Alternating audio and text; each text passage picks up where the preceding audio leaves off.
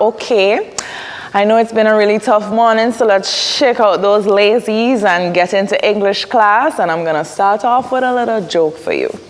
So in English, you know that you can't have two negatives. But in some Roman languages, you can actually have two positives, making a negative. Yeah? So in English, we don't have that. Yeah, right. So you see two positives make a negative. That's a little math/English joke for you there. So for today's lesson, we are going to do construction shift. Thank you for joining me. I am Charmaine Banwell, and I teach English at the Girls High School. So let's get into our construction shift class. You'll just follow along with the slides that are on your screen. So for today's class, the objectives are to ensure that you can understand the format for construction shift questions, that you can distinguish the skills being tested in construction shift questions, so that you'll be able to choose the correct option based on your knowledge of grammar and your understanding of those skills that are being tested in the questions. So let's get into it. What is construction shift? So construction shift is where you have an original sentence and then you're instructed to change part of that sentence. You're given 4 options regarding how the rest of the sentence will look when the change is made. You're asked to choose the best option that keeps the original meaning but is also grammatically correct. Remember, you are not allowed to make changes to the original message of the sentence beyond that which is instructed. So let's look at the next slide. These questions often come in the first 30 questions of your examination. So if you're doing your CSEC examination and you're wondering where exactly will I find my construction shift questions, they're usually in the first 30 questions.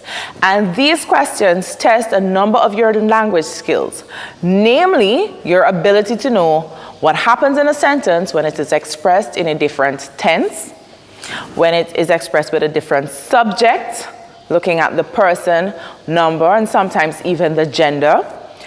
Looking at the voice, whether it's active or passive voice, what subordinator or coordinator has been changed, and what that change would look like in your new sentence, and also the part of speech. So I hope you have your notebooks and your pencils and you're writing this down. So let's look at each specific change individually, and we're going to start off with tense. What is tense?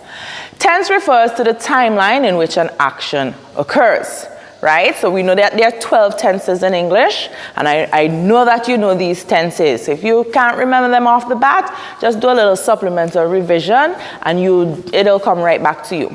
So the tense will suggest the continuance or completeness of an action. So when I say continuance, you'll know whether it is ongoing, whether it will happen, or whether it's something that happens all the time. And completeness has to do with those things that has already gone, and depending on how far back they have already been completed. So we know that verbs are conjugated using certain rules to reflect these tenses. Right? You remember that, right? Good. So your knowledge of these rules are very important when you're looking at changes to the sentences when tense is a skill that is being tested. So let's look at an option. The question that is presented here is, Celia drank several glasses of water, then gave her speech. Now they're asking you to begin with when Celia had. So what they're asking you to do now is look at when Celia had and how it fits in this new sentence.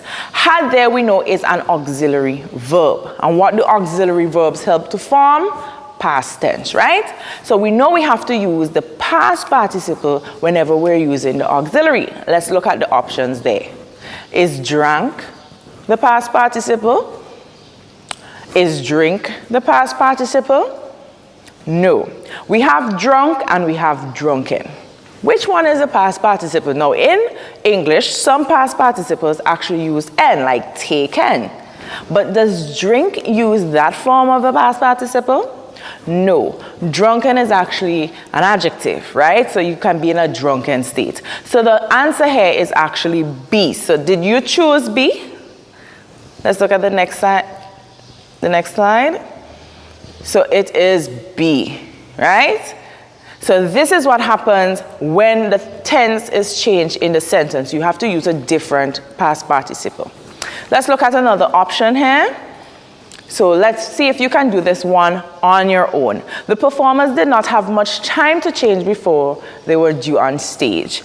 And it is asking you to change did not have to had not. It's using the same auxiliary. Don't get distracted by the negator not in that sentence. So what would be the option there? Had much time to change, have much time to change, got much time to change, got much time to change. Yeah? Well, if you look at have much time to change, is there ever a structure in English that said had have? Is there ever a structure that says had got? Is there ever a structure that says has gotten? What is really the answer for this question? Let's look at the next slide. Had, right? So we can say have had, right? Where we use HAV and then we say had, but you can't have had. You understand? You can't say have had. So let's go. Next slide. When the subject of a sentence changes, we must observe whether or not the new subject is first, second, or third person, singular or plural. Verbs are conjugated for person and number, and they must match that subject. So if your subject is first person singular, your verb represents that when it is conjugated. The new subject can be a compound subject that can easily mislead you into thinking it needs a singular verb form. However, you have to be careful how these structures are used when you're conjugating these verbs. And the new subject can even be a subject word where we can't even identify the subject because the subject is implied in a gerund form of a verb, of a noun. So let's see, a verb, sorry. Let's see the slide here. We must also observe things like pronoun use. So if you know you're using a subject, there are certain antecedents that will follow, and the pronoun must also match sometimes in both number and gender, because we know some pronouns are gender-based. We must also consider the object or complement in the sentence and how they were affected by the change. So the original meaning must be maintained as we shift with this subject change. Let's look at a question. Jason needs to give himself more time to recover from the injury. So Jason is a singular person. And what person would Jason be? It is not I, it is not you. If we use a pronoun to substitute the word Jason, we would have to say he. So therefore, Jason is third person singular. But it is asking us to change and begin with Jason and Jair. Now, if Jason by himself is singular and Jair by himself is singular, in our mind when we are conjugated, we may think, oh, Jair comes near to the verb. Let me use a singular verb form. It's one that is conjugated for singular person. But in the middle of Jason and Jair, we have this conjugation, right? We have and, right? So with that Jason and Jair, we now have a compound subject, right? So we're using Jason and Jair as one, which will now be represented in the pronoun they. Jason and Jair, not he, but they. So what needs to be changed is actually the verb conjugation to reflect this new subject. So Jason and Jair. So using the coordinator and, we have the compound subject. So they need to give themselves, needs to give themselves, need to give themselves, or needs to give themselves. Now the two options represent need and needs, but then there is a reflexive pronoun in those sentences. So it comes down between their selves and themselves. Now, there is absolutely no reflexive pronoun in English that says their selves. Right? There is none. So it has to be themselves. So Jason and Jair need, because it is now a compound subject, they need to give themselves time to recover. Let me just take a pin there and let you know. When you have subjects like this, where you have a compound subject representing more than one, you use themselves. However, in English, we often use singular subjects and we use this word themselves. So you will hear people saying things like, a student needs to prepare themselves. Right? A student needs to prepare themselves. Now, you cannot say a student, which is one subject, needs to prepare themselves, which is a plural reflexive pronoun. So what you will say is a student needs to prepare himself or herself. But it sounds so cumbersome, so we think it's so easy, we just say themselves. It's incorrect. What you can do to adjust this is simply don't use the singular subject. So we can restructure the sentence and say, students need to prepare themselves, right? So I just want to let you know, their selves is not a reflexive pronoun in English. It is incorrect. There is actually the possessive, so you can't have you own yourself. I am not sure. That's not correct. So it's themselves, but themselves is a reflexive for a plural subject. Can't use it with a singular subject. So let's look at the next slide. Obeah is one of the practices that has remained with us over the centuries, and it is asking you to substitute one of for a. Now, basically, this is asking you to do the reverse. So we're not isolating Obeah from a group of practices. We're now speaking specifically to Obeah, and we're isolating it using this indefinite pronoun a. So now it should read, Obeah is a practice, because it's no longer plural practices, but a practice that has remained with us over the centuries. So the only option there is D.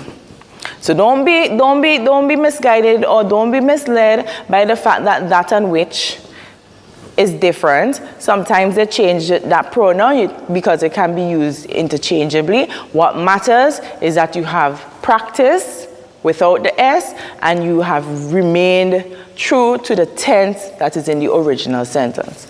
Let's see the next slide, please. Voice. Are we keeping up? Are we focused? Are we listening? I know it sounds a little rushed, but I know this is just revision for you, right? So let's go.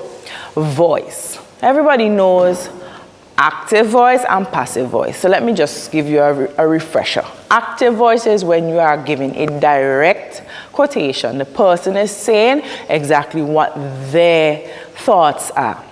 Passive voice is when someone else is reporting what an individual has said.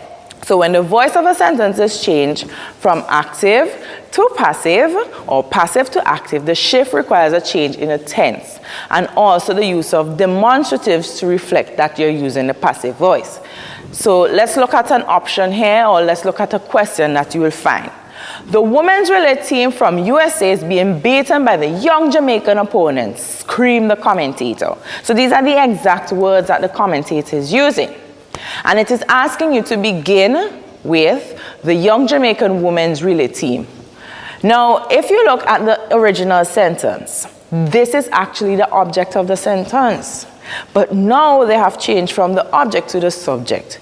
Does it really matter that in the passive voice the object has changed? No, because it's one team against another team, so the number and person remains the same. However, what must be changed is the tense, because it's no longer happening now, or we're not reporting exactly what was said in a moment. We are using past tense. So A had beaten their opponents, is beating the USA opposite, is being beaten is beating their opposites from the USA, is being beaten by USA. Now, because all of these have is, and some gerund, we know that can't be anywhere close to the option because passive voice uses the past tense. So the option there is, did you select A? Right, the young Jamaican women's team had beaten their opponents from USA. Let's look at the next question. I am too nervous to take the test today. Explain Jason on Monday. Now it starts on Monday, Jason explained. In true fashion, we have the past tense reflecting the passive voice. What did it explain? He was, he is, I was, he was. So if you look, he says he is. That's not the option there because you cannot use the present. I was, it's not me, it is Jason, so I can't use the pronoun I. I'm changing the meaning. And then we have he was in option A and option D. Which one did you choose? D, on that day, because it happened since Monday. So you can't say today. Jason said today when he said it in the present moment. But when we are reporting it, we say on Monday, we've established the date on that day. I know you're getting these right, you know, you're doing an excellent job. So keep taking those notes. Let's move to the next slide. Subordinators and coordinators. Big words, but we know what they are. These structures help us to form complex and compound sentences, right? So the extended sentence structures may contain a main clause and a dependent or subordinate clause. You all know what main clause and subordinate clauses are, right? And they're usually joined by these subordinators. So in these sentences, you have to look for the finite verbs, you have to look for those prepositional phrases, adverbial phrases, adjectival phrases, and the relative pronouns that we use to join them. The knowledge on how you create these complex structures will help you to identify what is a working part of the sentence that needs to be changed, adjusted, inputted, and so on. So let's look at some questions where we use subordinators and coordinators. Kevin boasted that he lived in the country and enjoyed it, right? And it says to insert for 10 years. Now, if you don't know, adverbs give us time. So we're asking to use an adverbial phrase here for 10 years. So we know the amount of time where Kevin lived in the country was 10 years. Now it's asking you to change a sentence to reflect the use of this timestamp, you know? So Kevin boasted, for 10 years, Kevin boasted that he something in the country and for 10 years and enjoyed it. What should be inputted there? So we have had lived, has lived, used to live. Now we have two very similar options. Now has lived, that's out of the question, right? Has lived, that structure is incorrect. If we're using the auxiliary, something must follow the auxiliary, and we know it's the past participle. So that's not the past participle, option cut. The next one is had lived. Now it has the auxiliary and it has the past participle. But there is something about had lived. Let me tell you what about had lived. Had lived is the past perfect tense. Past perfect says that the thing is completely done, it is over with. So this is saying that after 10 years where Kevin lived in the country, he died, right? Because it is expressing some finality. It is finite, it is over with. But Kevin could still be living, or he could have moved on to live somewhere else. So we use the marginal modal verb used to represent this transition from one to the other, because used to, supposed to, accustomed to, all of those represent probability, possibility, all of these things. But we're looking at used to live and used to live. Why does one have a D and one does not have a D? Well, with marginal modal verbs, we always write them in the past tense. So when you're writing supposed to, You should have a D at the end of supposed, at the end of accustomed, and also at the end of used to. Now, this is not talking about the verb being used in its correct format to say, I suppose we can have lunch tomorrow. That's not the use of the verb I'm talking about. I'm talking about when it is used as an auxiliary, right? As an adverbial auxiliary to express probability of time or passing of time, right? So here we have used to live. So did you choose option A? Well, you got it correct. If you didn't, you can just review it and see. Good job, Alicia Richardson. Good job. Let's go with the next slide. I will not help, but I will not hinder you either, though I don't agree with what you're doing. So they're substituting not help, and we're going to use neither help. Now this is a little tricky. What is the answer for this one? You are supposed to say, I will neither help, and the option goes, or hinder you, nor will not hinder you either, or try to hinder you neither, nor hinder you. So let's look at the options as we go along. All of those options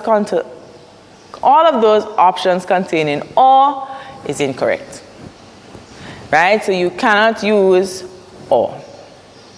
So you have to use neither nor, either or. Those two, they have a long-term relationship. They don't ever break, right? So neither nor, either or. Even if you have neither in the sentence with or, because you have used or, it is still incorrect. Now there is the other one that says no, but then it is followed up with either. Now because we already have neither, we don't need either or another neither. So the sentence will read, I will neither help nor hinder you, though I don't agree with what you're doing. Let's see how many of you got that correct. Good job. Awesome. Let's try another one, and let me see those answers come in.